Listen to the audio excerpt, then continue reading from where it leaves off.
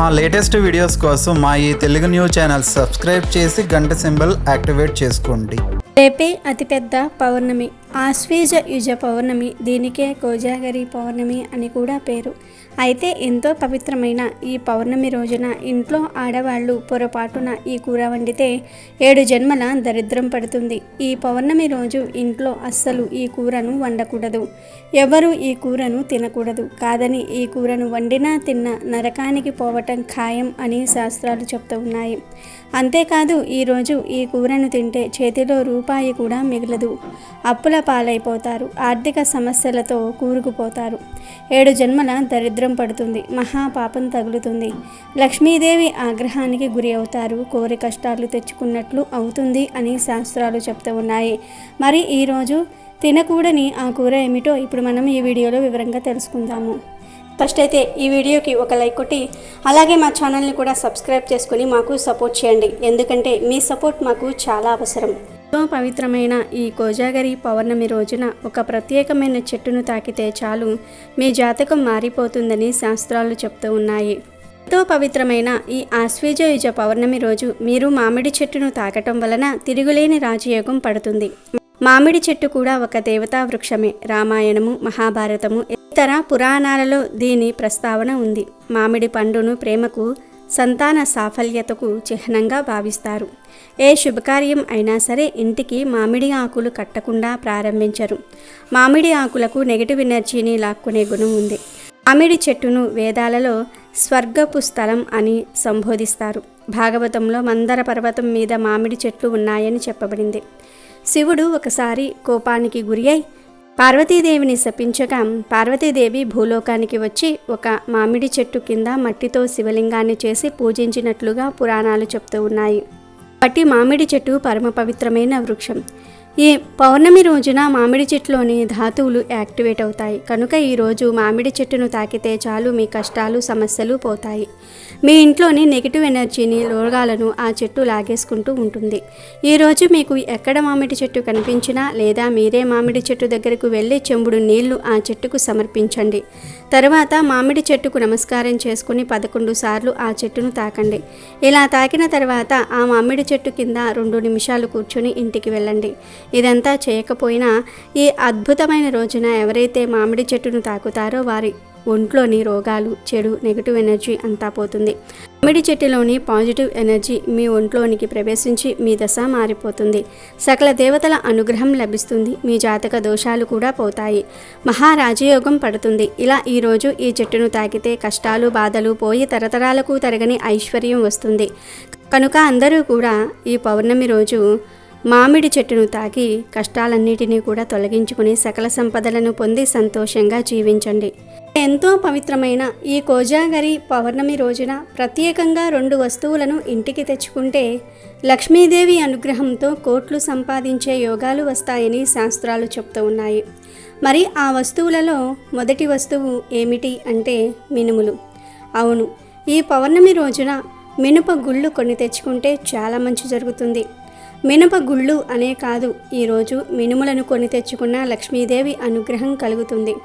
ధనం మీ వైపు అట్రాక్ట్ అవుతుంది. అష్టైశ్వర్యాలు సిద్ధిస్తాయి. కోటి రూపాయలు సంపాదించే యోగాలు వస్తాయి. మినుముల గురించి అందరికీ తెలుసు. మినుములు మనం ఆహారంగా తినడానికి వాడుతూ ఉంటాము. మీ ఇంట్లో ఆల్రెడీ మినుములు ఉన్నా పర్లేదు, ఈ పౌర్ణమి రోజున కనీసం 1/4 కేజీ మినుములను అయినా సరే కొని తెచ్చుకోండి. ఇలా 1/4 కేజీ, అర కేజీ, కేజీ, 2 కేజీలు, 5 కేజీలు, 10 కేజీలు, 100 కేజీలు, ఇలా మీ అవసరాన్ని బట్టి ఈ పౌర్ణమి రోజు ఎంతో కొంత మినుములను కొని ఇంటికి తెచ్చుకోవటం వలన మీకు శుభం చేకూరుతుంది. శుభకార్యాలు జరుగుతాయి. తరతరాల వరకు తరగని సంపద మీ ఇంటికి వస్తుంది. ఆరోగ్యము, ఐశ్వర్యము అన్నీ కలిసి వస్తాయి. కనుక పౌర్ణమి రోజు ఖచ్చితంగా మినుములను కొని ఇంటికి తెచ్చుకోండి. శుభ ఫలితాలను పొందండి. ఇలా తెచ్చుకున్న మినుములను వంటల్లో వాడుకోండి. ఈ పౌర్ణమి రోజు కొని ఇంటికి తెచ్చుకోవాల్సిన 2వ వస్తువు ఏమిటి అంటే బెల్లం. బెల్లం ఎప్పుడూ ధనాన్ని సూచిస్తుంది. ధన ద్వారాలను తెరుచుకునేలాగా చేస్తుంది. అమ్మవారికి బెల్లం అంటే ఎంతో ఇష్టం కనుక ఈరోజు బెల్లాన్ని ఇంటికి తెచ్చుకుంటే అష్టైశ్వర్యాలు కలుగుతాయి, భోగభాగ్యాలతో తులతూగుతారు. కాబట్టి బెల్లాన్ని ఇంటికి తెచ్చుకోండి. 20 రూపాయలు పెడితే బెల్లం కుంది వచ్చేస్తుంది. ఆ బెల్లం కుందిని కొని ఇంటికి తెచ్చుకుంటే చాలు, మీ జీవితం మారిపోతుంది. బెల్లంలాగా మీ జీవితం కూడా మధురంగా మారుతుంది. లక్ష్మీదేవి అనుగ్రహం లభిస్తుంది. లక్ష్మీదేవియే మీకు కావలసినంత ధనాన్ని ఇస్తుంది. కనక వర్షం కురిపిస్తుంది. తిరగలేని రాజయోగం పడుతుంది. 1 కోటి రూపాయలు సంపాదించుకునే స్థాయికి వస్తాం. కాబట్టి అందరూ ఈ ఆశ్వీజ పౌర్ణమి రోజు తప్పకుండా బెల్లాన్ని ఇంటికి తెచ్చుకోండి. ఆ బెల్లాన్ని వంటగదిలో ఉంచి వంటలకు వాడుకోవచ్చు, లేదా భగవంతుడికి సమర్పించే ప్రసాదాలకు వాడుకోవచ్చు. ఏ విధంగా వాడుకున్నా మీకు శుభమే జరుగుతుంది. కనుక వీలైన వారు ఈ పౌర్ణమి రోజు మినుములను, బెల్లము ఈ రెండింటిని కొని ఇంటికి తెచ్చుకోండి. లేదంటే ఈ రెండిటిల్లో కనీసం ఏదో ఒక వస్తువును అయినా సరే ఇంటికి తెచ్చుకోండి. అలా తెచ్చుకోవటం వలన లక్ష్మీదేవి మీ ఇంటికి వస్తుంది. 1 కోటి రూపాయలు సంపాదించుకునే టాలెంట్ను మీకు ఇస్తుంది. అష్టైశ్వర్యాలు సిద్ధిస్తాయి. కనుక పౌర్ణమి రోజు ఈ 2 వస్తువులను కానీ ఈ 2 వస్తువులలో ఏదో ఒక వస్తువును కొని తెచ్చుకొని మీరు కూడా శుభ ఫలితాలను పొంది సంతోషంగా జీవించండి. ఈ పౌర్ణమి రోజు పొరపాటున కూడా కొన్ని తప్పులు చేయకూడదు అని శాస్త్రం చెప్తుంది. ఈరోజు పొరపాటున కూడా మద్యపానాన్ని, మాంసాహారాన్ని తీసుకోకూడదు. ఇలా చేస్తే ఫ్యూచర్లో అనేక ఇబ్బందులు వస్తాయి. ఈ పౌర్ణమి నాడు జీవిత భాగస్వామితో గొడవలు పడకూడదు. ఈరోజు జీవిత భాగస్వామితో గొడవలు పడితే మీకు అనర్థాలు జరిగే అవకాశం ఉంది. ఈ పౌర్ణమి రోజున నల్లని దుస్తులు ధరించటం అశుభం. పిల్లలు, పెద్దలు, ఆడవారు, మగవారు ఎవరూ కూడా ఈరోజు నల్ల రంగు దుస్తులు ధరించకూడదు. పౌర్ణమి నాడు పొరపాటున కూడా పెద్దలను, తల్లిదండ్రులను అవమానించవద్దు. ఏ స్త్రీతోనూ అనుచితంగా ప్రవర్తించవద్దు. ఇలా చేయటం వల్ల పితృదోషం వస్తుందని పెద్దలు చెప్తూ ఉన్నారు. అలాగే ఈరోజు నూనె కొనకూడదు. వంట నూనె, కొబ్బరి నూనె ఇలా ఏ నూనెను కొనరాదు. కాదని కొంటే కష్టాల పాలవుతారు.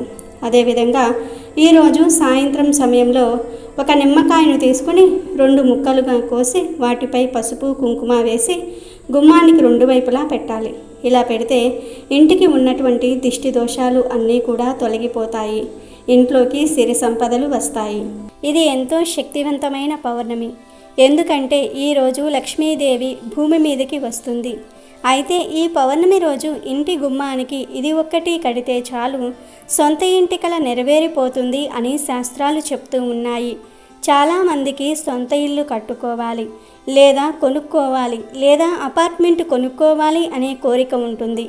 కానీ ఎంత కష్టపడినా ఆ కోరిక నెరవేరదు. ఇలా సొంత ఇంటి కల నెరవేర్చుకోవాలి అని ఆశపడేవారు ఖచ్చితంగా ఆశ్వీజ పౌర్ణమికి గుమ్మానికి ఈ ఒక్కటి కట్టి చూడండి. మళ్ళీ వచ్చే ఆశ్వీజ పౌర్ణమి కల్లా, అంటే మళ్ళీ వచ్చే సంవత్సరానికల్లా ఖచ్చితంగా సొంత ఇంటి కల నెరవేరిపోతుంది. మరి అసలు ఆశ్వీజ పౌర్ణమి రోజు గుమ్మానికి ఏం కడితే సొంత ఇంటి కల నెరవేరుతుందో ఇప్పుడు మనం ఈ వీడియోలో తెలుసుకుందాము. చాలామంది సొంత ఇల్లు కట్టుకోవాలి లేదా కొనుక్కోవాలి అని ఆశపడుతూ ఉంటారు. మనకంటూ ఇల్లు ఉండాలని, అందులో పిల్లా పాపలతో చక్కగా 10 కాలాల పాటు ఆ ఇంట్లో ఉండాలని ప్రతి ఒక్కరికి కోరిక ఉంటుంది. కొంతమందికి సొంత ఇంటికల త్వరగా నెరవేరుతుంది. మరి కొంతమంది ఎంత ప్రయత్నించినా కూడా ఇల్లు కట్టుకోలేకపోతారు. ఎన్ని పరిహారాలు చేసినా ఆ పని జరగదు. ఎందుకంటే పూర్వజన్మలో చేసిన పాపకర్మల వలన అలా జరుగుతుంది. ఇలా సొంత ఇంటి కల తీరట్లేదు అని బాధపడేవారు ఆశ్వీజ పౌర్ణమి రోజు ఈ చిన్న పరిహారం చేసి చూడండి. ఖచ్చితంగా మీ కళ నెరవేరుతుంది. అసలు ఏం చేయాలి అంటే, పౌర్ణమికి ముందు రోజే ఒక పల్లెటూరికి వెళ్ళండి. పొలాలలో ఉండే పిచ్చుక గూడు ఒకటి సేకరించండి. ఈ పిచ్చుక గూడును వర్షాకాలం రాకముందు పిచ్చుకలు కట్టుకుంటూ ఉంటాయి. ఈ గూళ్ళల్లో గుడ్లు పెట్టి పిల్లలు పెద్దయిన తర్వాత పిచ్చుకలు గూటిని విడిచి వెళ్ళిపోతాయి. ఒకసారి వదిలిపెట్టిన గూటిని మళ్ళీ ఏ పక్షి ఉపయోగించదు. అలా పిచ్చుకలు వదిలేసిన గూటిని ఒకదానిని సేకరించండి. పక్షి లేదా పక్షి పిల్లలు ఉన్న గూళ్ళను మాత్రం అస్సలు కదపకండి. అలా చేస్తే పాపం కలుగుతుంది. ఇలా పక్షులు వదిలేసిన ఒక గూటిని సేకరించి పౌర్ణమికి ముందు రోజు సేకరించి ఉంచుకోండి. ఆ పక్షి గూడును ఇంటికి తీసుకువచ్చి పసుపు నీళ్లు చల్లండి. పౌర్ణమి రోజు అనగా ఆశ్వీజ పౌర్ణమి రోజు సాయంత్రం 6 నుండి 10 మధ్యలో ఈ గూటిని లక్ష్మీదేవి ఫోటో ముందు పెట్టి మీ సొంత ఇంటి కోరికను చెప్పుకోవాలి. అమ్మవారికి మనస్ఫూర్తిగా మీ కోరికను చెప్పుకోండి. అమ్మ, ఎలా అయినా సరే మా సొంత ఇంటి కల నెరవేరాలి. మేము ఎన్నో ఇబ్బందులు పడుతూ ఉన్నాము. సరిపడా డబ్బులు చేకూరి ఎలాంటి ఆటంకాలు లేకుండా మేము సొంత ఇంటిని కట్టుకోవాలి, లేదా కొనుక్కోవాలి, లేదా అపార్ట్మెంట్ కొనుక్కోవాలి అని దృఢంగా సంకల్పం చెప్పుకోండి. ఆ తర్వాత పిచ్చుక గుడికి దీపం ధూపం చూపించాలి. రాత్రి 10 తర్వాత ఈ గూటిని పూజ గదిలో నుండి తీసి ప్రస్తుతం మీరు ఉంటున్న ఇంటి మెయిన్ డోర్ ముందు వేలాడదీయండి.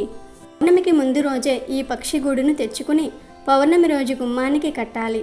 ఈ గూటికి పూజ చేసే సమయంలో, అంటే లక్ష్మీదేవి ఫోటో దగ్గర పెట్టినప్పుడు అగరవత్తుల ధూపం వెయ్యాలి, దీపం చూపించాలి. ఆశ్వీజ పౌర్ణమి రోజు ఇలా చేస్తే ఖచ్చితంగా సంవత్సరంలో మీ సొంత ఇంటి కల నెరవేరుతుంది. ఈ పక్షి గూడు లక్ష్మీ సరస్వతులకు మక్కువ కాబట్టి దీనిని కట్టడం వలన సిరి సంపదలు కలిగి ఇంట్లో నరఘోష శత్రు బాధలు లేకుండా చేస్తుంది. ఈ పరిహారాన్ని ఒరిజినల్ పిచ్చుక గూడుతోనే చెయ్యాలి. ఆర్టిఫిషియల్ పక్షి గూడుతో పరిహారం చేసిన ఫలితం మాత్రం ఉండదు. కాబట్టి సొంత ఇల్లు కట్టుకోవాలి లేదా కొనుక్కోవాలి అనే కోరిక ఉన్న ప్రతి ఒక్కరూ కూడా ఆశ్వీజ పౌర్ణమి రోజు గుమ్మానికి దీనిని కట్టి, అంటే పిచ్చుక గూడును కట్టి, అది కూడా ఒరిజినల్ పిచ్చుక గూడును కట్టి ప్రతిరోజు అగరవత్తుల ధూపం చూపించండి. తప్పక మీ కోరిక అనేది నెరవేరుతుంది. గోవు ఈ కోజాగరి పౌర్ణమి రోజు మీకు కనిపిస్తే ఆ గోవు చుట్టూ 3 ప్రదక్షిణాలు చేసి 3 సార్లు ఓం నమో భగవతే గోమాత్రే నమః అనే మంత్రాన్ని పఠించండి. గోవు చుట్టూ 3 ప్రదక్షిణలు చేయటం వలన 33 కోట్ల మంది దేవతల చుట్టూ ప్రదక్షిణలు చేసిన ఫలితం వస్తుంది. అలా ప్రదక్షిణలు చేసిన తర్వాత ఓం నమో భగవతే గోమాత్రే నమః అనే మంత్రాన్ని 3 సార్లు పఠించండి. ఆ తర్వాత కొంచెం గడ్డిని తెచ్చి ఆ గోమాతకు తినిపించండి. గడ్డి ఎక్కడ పడితే అక్కడ ఉంటుంది కనుక కొంచెం గడ్డిని పీకి తెచ్చి గోమాతకు పెట్టండి. లేదు మాకు దగ్గరలో అస్సలు గడ్డి లేదు అనుకునేవారు పచ్చటి ఆకుకూరలను కానీ కూరగాయలను కానీ, అంటే తోటకూర, పాలకూర, చుక్కకూర, బీరకాయ, బెండకాయ లాంటి ఆకుపచ్చ రంగులో ఉండే వాటిని పెట్టండి. ఇలా ఈ పౌర్ణమి రోజు గోవు కనిపిస్తే ఇలా చేయటం వలన మీకు ఉండే సకల దరిద్రాలు తొలగిపోతాయి. దేవతలందరి అనుగ్రహం కలుగుతుంది. జాతకంలో ఉండే దోషాలు పోతాయి. తరతరాలకు తరగని ఐశ్వర్యం వస్తుంది. కనుక ఈ పౌర్ణమి రోజు గోవు కనిపిస్తే మీరు కూడా ఈ విధంగా చేసి శుభ ఫలితాలను పొందండి. ఆశ్వీజ పౌర్ణమినే శరత్ పౌర్ణమి అని అంటారు. ఇది అమ్మవారి ఆరాధనకు చాలా విశేషమైన రోజు. మామూలు ప్రజలు అమ్మవారి ఆరాధన దేవీ నవరాత్రులు 9 రోజులు చేస్తే, దేవి ఉపాసకులు మాత్రం ఆశ్వీజ శుద్ధ పాడ్యమి నుంచి పౌర్ణమి వరకు 15 రోజుల పాటు చేస్తారు. ఏడాదిలో ఈ ఆశ్వీజ పౌర్ణమి నాడు మాత్రమే చంద్రుడు పూర్తి 16 కళలతో ప్రకాశిస్తూ ఉంటాడు. అందువలన ఈ శరత్ పౌర్ణమి రోజున భూమి మీదకి ప్రసరించే చంద్రకిరణాలకు విశేషమైన శక్తి ఉంటుంది. అవి శారీరక మానసిక రుగ్మతలను దూరం చేస్తాయి. ఈ చంద్రకాంతిలో కూర్చొని లలితా సహస్రనామ పారాయణం చేయటం, ఆవు పాలతో చేసిన పరమాన్నం చంద్రుడికి నివేదన చేసి రాత్రంతా చంద్రకాంతిలో ఉంచి ఉదయాన్నే దాన్ని ప్రసాదంగా స్వీకరించటం వలన చాలా మేలు జరుగుతుంది. కాంతి నుంచి ఈ పౌర్ణమి రోజున అమృతం కురుస్తుందని శాస్త్రం చెప్తుంది. చంద్రకాంతిలో ఉంచిన పరమాన్నం చంద్రకిరణాలలో ఉన్న ఔషధీ తత్వాన్ని తనలో ఇముడింపజేసుకుంటుంది. మరునాడు ఉదయము ఆ కుటుంబ సభ్యులందరూ కూడా ప్రసాదంగా స్వీకరించాలి. ఆశ్వీజ పౌర్ణమికే కోజాగరి పౌర్ణమి అనే పేరు కూడా ఉంది. కోజాగరి పౌర్ణమి రోజున లక్ష్మీదేవిని పూజిస్తారు. ఈరోజు లక్ష్మీదేవి భూమి మీదకి వస్తుందని ప్రతీతి. ఈరోజు కోజాగరి వ్రతం చేస్తారు. లక్ష్మీదేవికి ప్రేమైన వ్రతం ఈ కోజాగరి వ్రతం. సంపదలను సౌభాగ్యాన్ని ప్రసాదించే చల్లని తల్లిగా శ్రీ లక్ష్మీదేవిని పూజిస్తాము. లక్ష్మీదేవికి అత్యంత ప్రియమైన మరియు దారిద్ర్య వినాశక వ్రతం కోజాగరి వ్రతం. ఒకసారి మహర్షులందరూ కూడా వాల్కీల్య మహర్షిని దారిద్ర్యం తొలగిపోయి లక్ష్మీదేవి ప్రసన్నం అయ్యే వ్రతాన్ని వివరించమని కోరగా ఆయన కోజాగరి వ్రతాన్ని వివరించినట్లుగా పురాణ విదితం. పూర్వం మగధ దేశంలో వలితుడనే బ్రాహ్మణుడు నివసిస్తూ ఉండేవాడు. అతడు గొప్ప పండితుడు, భక్తుడు, కానీ అతను కటిక పేదవాడు. ఆయన భార్య అయిన చండి పరమ గయ్యాలి. తనకి బంగారం పట్టు వస్త్రాలు కొని ఇవ్వలేదని వలితుడి మాటలను ధిక్కరించి వ్యతిరేకంగా ప్రవర్తించేది. తన మాటను అస్సలు వినేది కాదు. ఒకసారి వలితుడి స్నేహితుడైన గణేష వర్మ వలితుడి బాధను చూసి, నీవు ఏ పని చేయించుకోవాలనుకుంటున్నావో దానికి వ్యతిరేకంగా పని చేయమని నీ భార్యకు చెప్పు. అప్పుడు ఆమె నీకు అనుకూలమైన విధంగా పనిచేస్తుంది కాబట్టి నీ పని జరుగుతుందని సలహా ఇచ్చాడు. కొంతకాలానికి వలితుడి తండ్రి ఆబ్దికం వచ్చింది. స్నేహితుడు చెప్పినట్లుగానే వలితుడు, రేపు మా తండ్రి గారి ఆబ్దికం అయినా నేను ఆబ్దికం పెట్టదలుచుకోలేదు అని భార్య చండితో అన్నాడు. కొత్త మాటలు విన్న చండి దానికి వ్యతిరేకంగా మా అమ్మగారి ఆబ్దికాన్ని వలితుడితో చేయించింది. అన్నీ సవ్యంగా జరుగుతున్నాయన్న సంతోషంలో వలితుడు భార్య చండితో పిండాలను తీసుకుని వెళ్ళి నదిలో పడేసి రమ్మన్నాడు. వెంటనే చండి పిండాలను ఊరిలోని కాలువలో పడేసి వచ్చింది. అది చూసిన వలితుడి మనస్సు విరక్తి చెందటంతో ఇల్లు వదిలి అరణ్యానికి వెళ్ళిపోయాడు. కొంతకాలం తర్వాత ఆశ్వీజ పౌర్ణమి వచ్చింది. సాయంకాలం అయ్యింది. 3 నాగకన్యలు వచ్చి నదిలో స్నానం చేసి లక్ష్మీదేవిని పూజించారు. పాచికలు ఆడడానికి సిద్ధమయ్యి 4వ మనిషి లేకపోవటంతో ఎవరైనా సరే ఉన్నారేమోనని చుట్టుప్రక్కల గాలించారు. వారికి వలితుడు కనిపించాడు. అప్పుడు ఆ నాగకన్యలు వలితుడిని పాచికలాడడానికి రమ్మని కోరారు. కానీ అది జూదం కాబట్టి తాను ఆడనని వారికి వివరించాడు వలితుడు. ఈరోజు పాచికలు ఆడటం నియమమని నాగకన్యలు వలితుడికి చెప్పి పాచికలాడడానికి ఒప్పించారు. లక్ష్మీ సమేతుడైన విష్ణువు భూలోకంలో ఎవరు మేలుకొని ఉన్నారో చూడడానికి రాగా వారికి ఈ 3 నాగకన్యలు వలితుడు పాచికలాడుతూ కనిపించారు. దీనికి సంతోషించిన లక్ష్మీదేవి వారికి సర్వసంపదలను ప్రసాదించింది అని వాలిఖ్యల మహర్షి వివరించారు. కాబట్టి ఆశ్వీజ పౌర్ణమి రోజున లక్ష్మీదేవిని పూజించి ఆ రాత్రి జాగరణ చేస్తూ పాచికలాడే వారికి సర్వసంపదలు చేకూరతాయని పురాణాలు చెప్తూ ఉన్నాయి.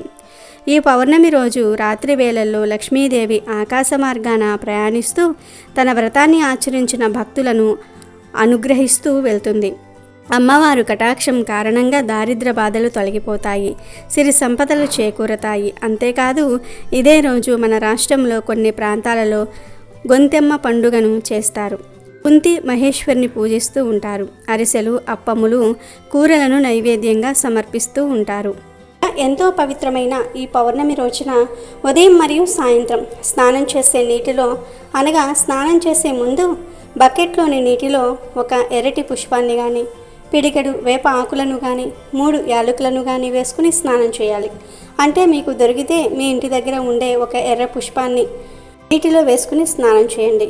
అంటే ఎర్ర గులాబీ రేకులను లేదా ఎర్ర మందార పువ్వును కానీ, ఎర్ర కలువ పువ్వును కానీ, ఇలా ఏదో ఒక ఎర్ర పుష్పాన్ని వేసుకుని 10 నిమిషాల తర్వాత స్నానం చేయండి. ఇలా స్నానం చేస్తే లక్ష్మీ అనుగ్రహం కలుగుతుంది.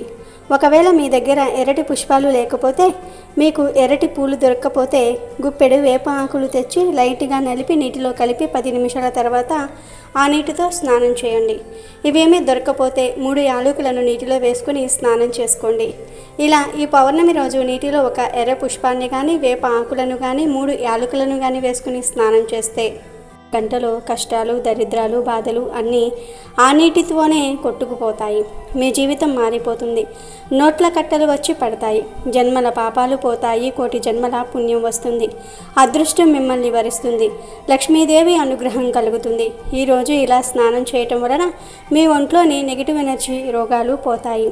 మీ శరీరానికి నూతన ఉత్తేజం వస్తుంది. నూతన ఉల్లాసం వస్తుంది. ఇక మీరు పట్టిందల్లా బంగారం అవుతుంది. ఏ పని చేసినా ఆ పనిలో విజయాన్ని పొందగలుగుతారు. అంతా టాలెంట్ వస్తుంది. మీకంతా మంచిగా జరుగుతుంది. కనుక మీరు కూడా ఈ ఆశ్వీజ పౌర్ణమి రోజు ఈ విధంగా స్నానం చేసి శుభ ఫలితాలను పొందండి. సంతోషంగా జీవించండి. ఆశ్వీజ శుద్ధ పౌర్ణమిని కోజాగరి పౌర్ణమి అంటారు. ఈ రాత్రి లక్ష్మీదేవి భూమి అంతా కూడా తిరుగుతూ ప్రతి ఇంటికి వస్తుంది. కాబట్టి ఈ రాత్రి ప్రతి ఒక్కరూ కూడా అర్ధరాత్రి వరకైనా సరే మేల్కొని అమ్మవారికి ఆహ్వానాన్ని పలుకుతూ దీపాలను వెలిగించుకోవాలి. ఎవరైతే మేల్కొని అమ్మవారిని ఆహ్వానించే విధంగా దీపాలను వెలిగిస్తారో వారికి లక్ష్మీదేవి యొక్క అనుగ్రహం కలుగుతుందని పెద్దలు అంటూ ఉన్నారు. ఎవరైతే దీపం పెట్టకుండా నిద్రపోతారో వారి ఇంటికి వెళ్లకుండా జారుకుంటుంది లక్ష్మీదేవి. ఆ ఇంట్లో దరిద్ర దేవత ఇక ప్రవేశించి తాండవం చేస్తుంది. లక్ష్మీదేవి స్వర్గం నుండి ఈ కోజాగరి పౌర్ణమి రోజు భూమి మీదకు వస్తుంది. భూమి మీద ప్రతి ఇంటికి కూడా సంచారం చేస్తూ ఉంటుంది. కాబట్టి ఈరోజు చక్కగా ఇంటిని శుభ్రంగా ఉంచుకోవాలి. తామరాకుపై దీపాలను ఉంచాలి. తామరాకు దొరకని వారు తమలపాకుపై కూడా దీపాలను వెలిగించుకోవచ్చు. పూజ గదిలో తులసి కోట వద్ద గుమ్మానికి 2 వైపులా, సింహద్వారానికి 2 వైపులా కూడా తామర ఆకు వేసి దానిపై దీపాలను వెలిగించుకోవాలి. పూజ గదిలో 5 ఒత్తులు వేసి ఆవు నెయ్యితో దీపం వెలిగించి లక్ష్మీదేవి పూజను నిర్వహించుకోవాలి. అదేవిధంగా సింహద్వారానికి పసుపు రాసి కుంకుమ బొట్లు పెట్టి 2 పసుపు రంగు పువ్వులను గుమ్మానికి అలంకరించుకోవాలి. అలంకరించుకునే దీపాలను కూడా వెలిగించాలి. పెరటి గుమ్మం వైపు తులసి కోట వద్ద కూడా దీపం వెలిగించి అమ్మవారికి బెల్లం అన్నం ప్రసాదంగా నివేదించాలి. ఇలా చేస్తే అమ్మవారు వారి ఇంట్లో తిష్ట వేసుకుని కూర్చుంటుంది.